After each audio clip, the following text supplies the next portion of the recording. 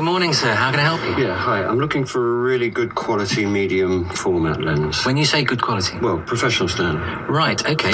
And what sort of price range were you thinking I of? don't know, 500, 6. Very funny. Sorry? There can be few professions outside artificial insemination and parachuting where equipment is as crucial as it is for a photographer. Will has decided that the time has come to invest in his own talent, and at the very forefront of any camera is the lens. I mean, I could sell you rubbish if that's what you want. I mean, you're the customer. Well, no. I mean, this lens here, Scimitar, 850 quid. 850, I mean. Now, if you went into a high street shop, some 19-year-old with a nylon shirt and hair gel would probably get quite excited about selling you this. It's complete rubbish. Is it? Practically useless. Well, hello and welcome to this week's Photographic Life.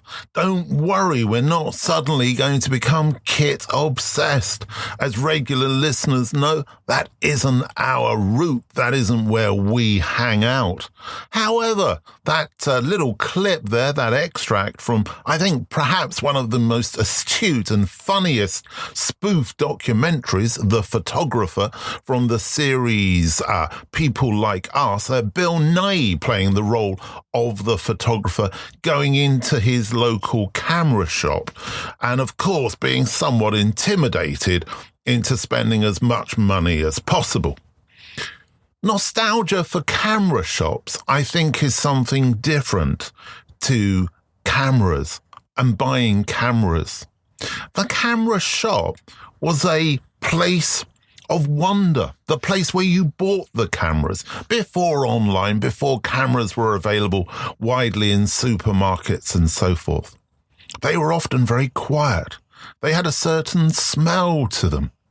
As a child, I think that smell was kind of cardboard, that smell of kind of old cardboard, cameras that have been kept in boxes for a long time on those dusty shelves, alongside perhaps some photographic magazines. Maybe also, of course, chemicals that the amateur darkroom required. The camera shop was also somewhere where you would take your film in to get developed and then return perhaps a week or 2 weeks later to pick up the pictures and hope that something had worked. I think in the contributions we have each week to what does photography mean to me, the most dominant theme, the point that has come up most often is that idea of a gateway to photography being through a parent or being through a close family friend, that idea of the passing down of a camera, the inheritance of a camera.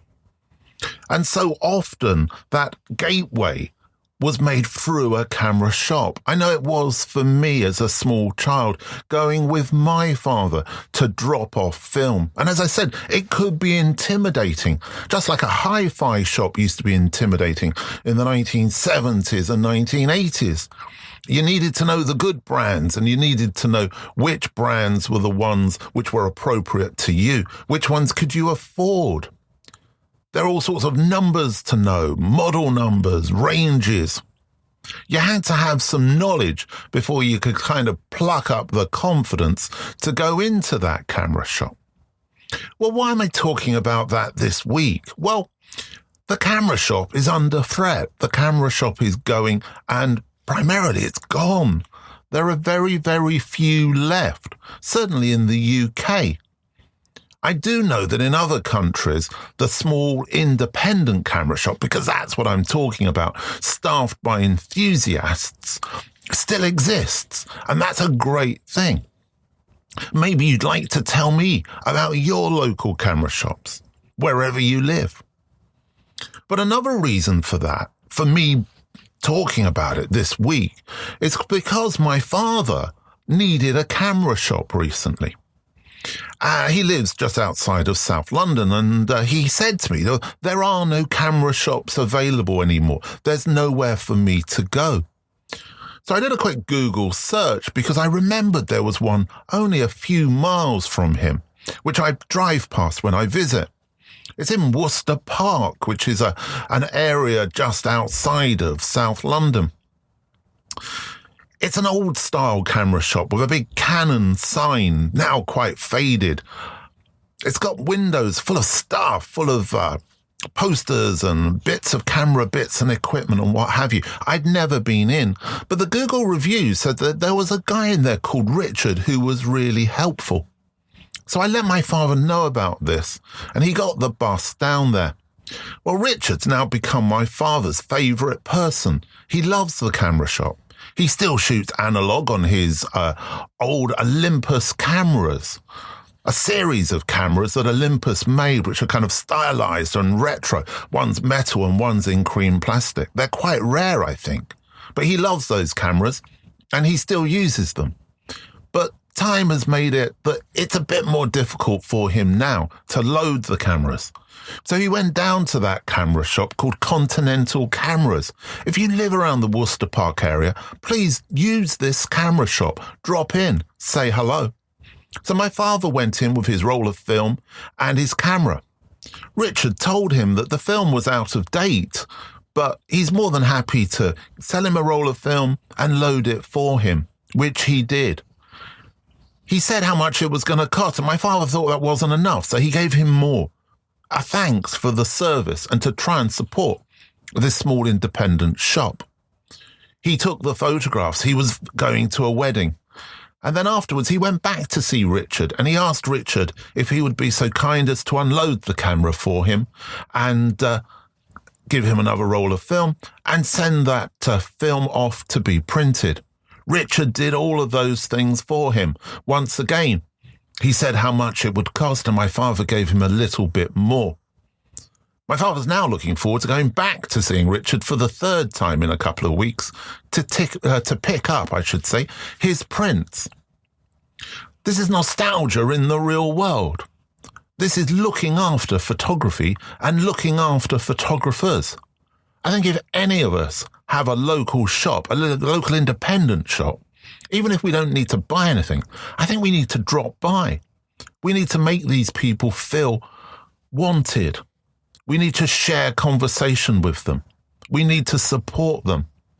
Otherwise, that nostalgia is going to become dead history.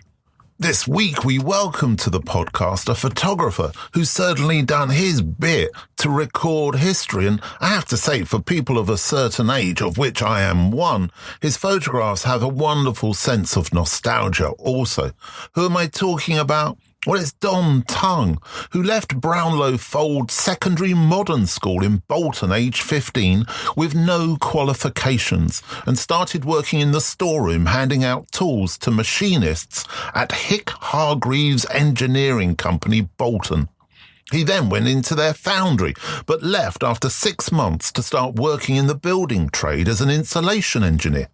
In the late 1960s, whilst working on a job at the Ilford paper and film manufacturers, he bought one of their Instamatic kits from their factory shop. He then joined the Bolton Camera Club in the 1970s and began to enter the club competitions with moderate success before entering competitions in photographic magazines and having his work published. Tonge won the Granada Television In Focus competition around 1980, which resulted in 2 days of filming at his home and Haydock Park racecourse with photographer Nobby Clark, a London-based press photographer and who also worked in the theatre. Tonge began working as a freelance part-time photographer in the late 1980s, turning full-time as a front-of-house photographer for the Octagon Theatre in Bolton. He was there for 8 years, received his NUJ card and started freelancing for local newspapers and occasionally the national press. He also spent some time working with a Manchester-based agency and documented the infamous Strangeways prison riot. A one-man show of his work was presented at the Salamander Gallery, Bolton, and he has collaborated with other photographers in numerous joint shows. Tonge is currently archiving his disorganized output, locating negatives and scanning them. Cafe Royal Books have picked up on this, and they've published 3 books of Tonge's work from the 1970s. What does photography mean to me? Well, it's 2022. Been around a long time. I suppose I've come full circle in a way. Now being retired, having more time to do things I want to do and not having the pressure of having to do what I'm told. When a client says he wants a picture or a job doing by a certain time, they want this, that, and the other. And sometimes you can be under pressure for different reasons. Well, I ain't got that anymore, and I'm glad. I feel like an amateur again, like I was when I first started in the late 60s, early 70s. But only now I can comfortably go back looking at my archive, create some photo books. I've done 3 or 4 self-published, which I would have never had time to do if I'd been working. And quite enjoying it. It's what I'm finding now that my archive, I've got a Nikon Cool Scan, brilliant neg scanner, and I'm scanning negs in now. I've been doing it for the last 2 or 3 years, actually, seriously. And running them through Photoshop and Lightroom, I'm finding a lot of the underexposed negs and the overexposed negs, and I think we've all had them, you know. I can bring something out of a negative which I thought wasn't there. I would have never been able to do it in the dark room. But now you can move the levels across, and I'm quite enjoying that, bringing things out. And also, I've embraced social media. Social media, especially Facebook, and Bolton, where I live, Bolton, Lancashire, not Greater Manchester. We have about, I think it's 5 or 6 Bolton Facebook groups. And what I'm finding, I'm putting pictures on there, enjoying doing that. And it's a response I've been getting from people who've seen their picture or an area where they once worked, and they put in names to faces and locations where I wasn't sure, but I actually took it. Well, the Facebook members have really helped me there. My very first book was a blurred publication shot in the north.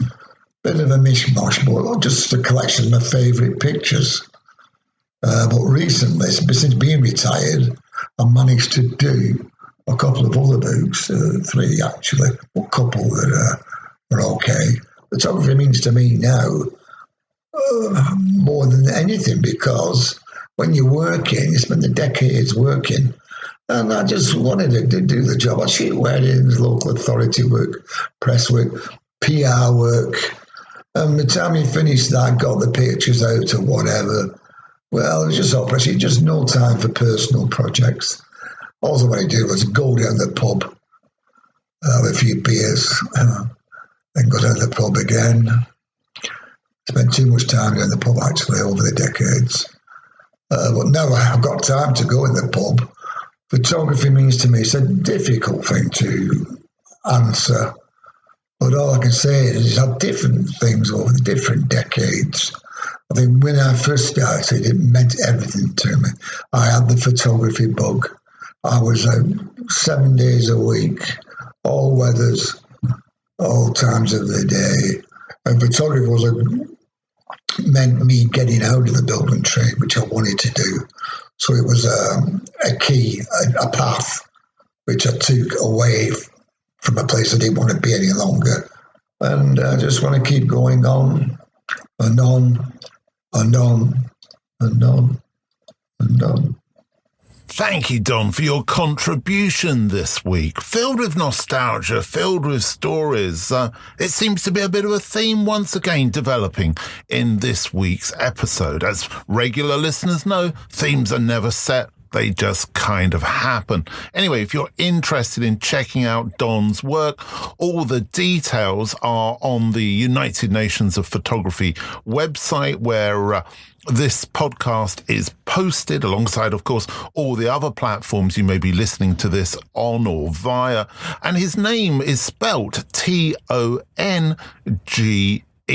So pop him in Google, and I'm sure you'll be really impressed at the quality and the breadth of work. by a photographer that you may not necessarily be aware of. Whilst I was listening to Don's contribution there, I was thinking a little bit about what I was talking about at the beginning of this episode, that idea of supporting your local camera shop. And it just occurred to me, but perhaps what we should be doing is turning those camera shops into little centres, little communities of local photographers. Perhaps those camera shops need to be a little bit more ambitious in what they do and how they exist and why they exist. Perhaps they should also be selling photography books, maybe secondhand photography books. Maybe they could set up photographic libraries. Maybe they could put on talks by local photographers, book signings for the multitude of photo books that are coming out. If you're listening to this podcast and you do own a little independent camera shop, please get in touch with me through the website. If you know somebody locally, pop in and see them. Maybe get them to listen to this episode and get them thinking. Change has got to be good. It's what we need. Speaking of change and that idea of doing things, and I suppose in a way having to respond to situations, maybe in ways that we don't necessarily want to. I'm not sure how many of us really enjoy social media and how many of us feel that we just need to do it and it's part of our practice. You know, people seem to think that I love social media. I don't really love it, but I recognize its importance, so I get involved.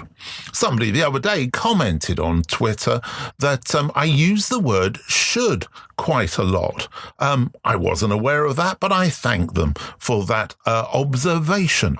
But I think so often we should do things. It's not because I'm saying that you should do them. It's because a situation suggests that they should be done. An economic climate suggests that they should be done. Because we can't be too sensitive as photographers. We have to develop a thick skin, as I'm sure all of you know. Photography isn't a science filled with strict structures of engagement. We have to make it up as we're going along, and sometimes we get it wrong. Sometimes people say to us things which are not appropriate or are not informed, and we have to just take it on the chin and move on. Just a quick end to this episode to say that next week, Bill Shapiro and I will be continuing the conversation. Photo book part 2. We'll be looking at ideas about how the photo book is actually produced and put together. I know you're enjoying that conversation because you keep telling me you are. If you have any questions for us, then get them through to us and we'll try and answer them in the podcast. Also, just to let you know, we've set up on Substack, The Conversation. So that's going to be a newsletter curated by Bill and I that you can sign up for free. So if Substack is your thing or reading is your thing, then head over to Substack, UN of Photo, The Conversation. Anyway, it's been a busy week. Been lots of rain, actually. It's a little bit damp in the shed. I think I'm going to have to do some shed DIY over the coming week. That means power tools. I think I better take care. I'm sure you will.